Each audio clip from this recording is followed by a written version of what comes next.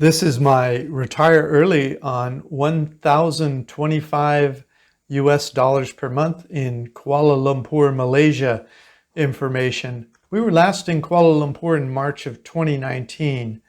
So I decided to do some research and update my information in case the prices have changed during the coronavirus. Some people believe Malaysia will be open in the spring or summer of 2021. We usually rent an Airbnb apartment in the Ampang area, a few kilometers east of the Petronas Towers. But there are many great neighborhoods in Kuala Lumpur, so make sure to check out our Kuala Lumpur, Malaysia Retire Cheap Report for our Google map of the best areas to stay in Kuala Lumpur. There's no need to take notes as you listen. I will provide you with my written notes for the things I discuss and links at the end of this video.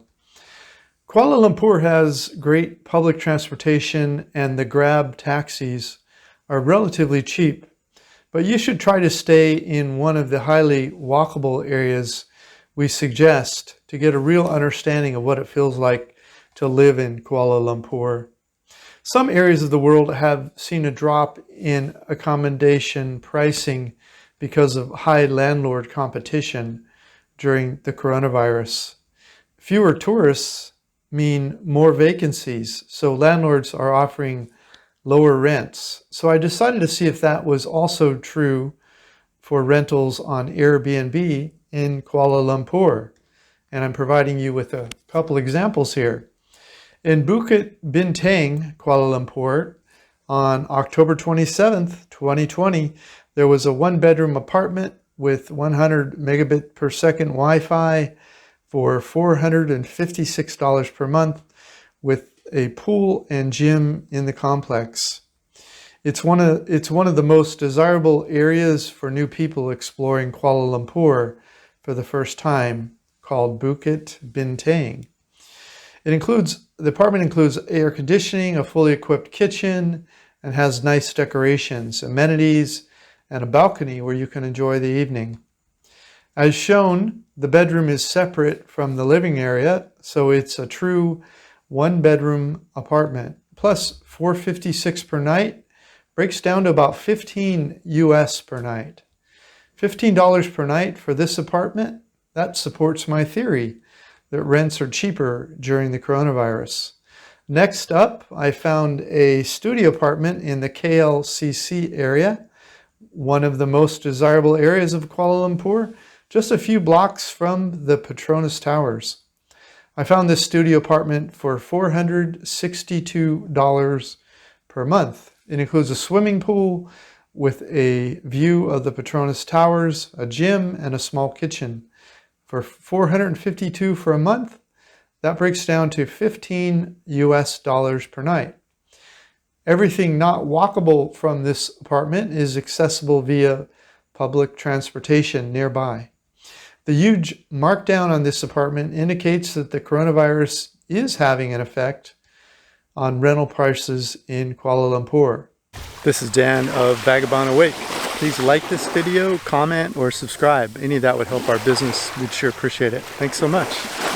So I took this new rental data and inserted it into our actual cost of living from our last visit to Kuala Lumpur in 2019 so we could see what our cost of living in Kuala Lumpur might be today.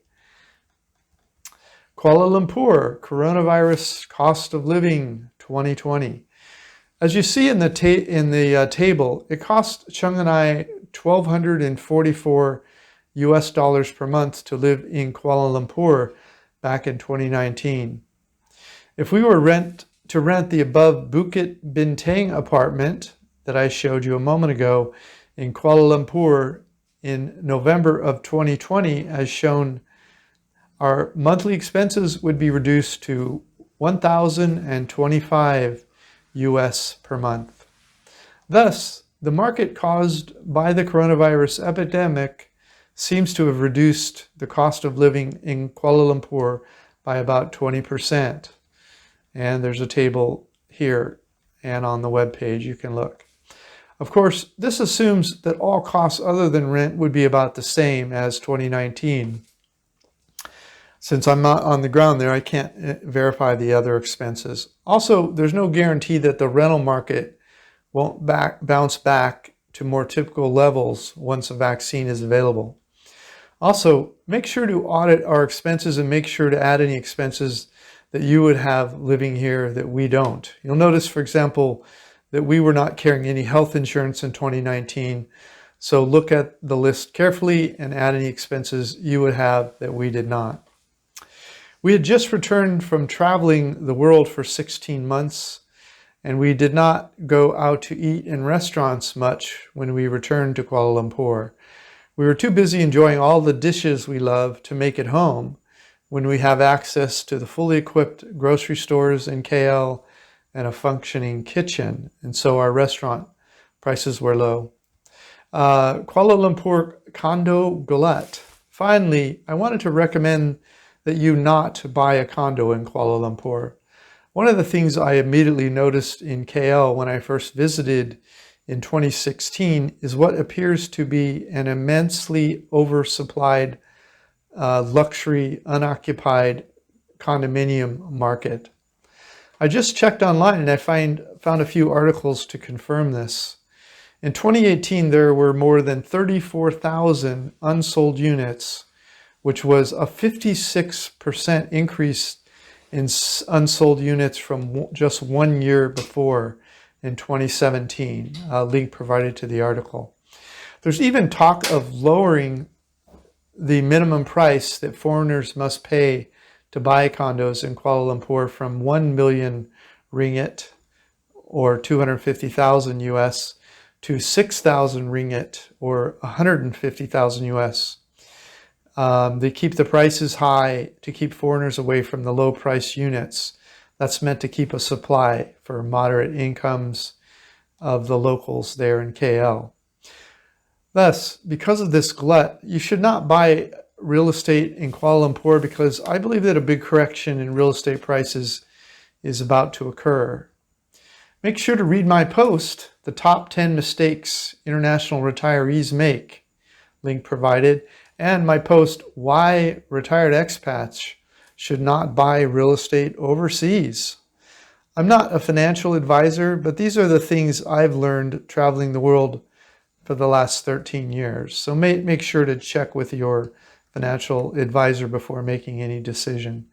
You see, I left the USA in 2007, and I've lived in or visited 65 countries so far in my life. So I know a thing or two about international living. Okay, thanks for listening. Just click the more information link in the notes below this YouTube video to get my written notes and links for everything I discussed. While at that link, grab a free copy of my ebook, How I Fired My Boss and Traveled the World for 13 years.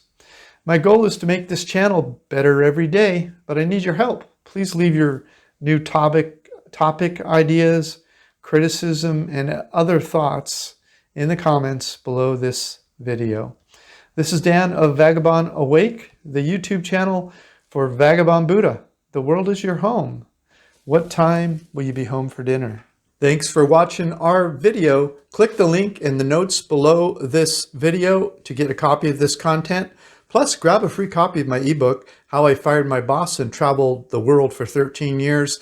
While you're there, check out our catalog of retired cheap reports all over the world and our hobby income course that we just released. Thanks so much.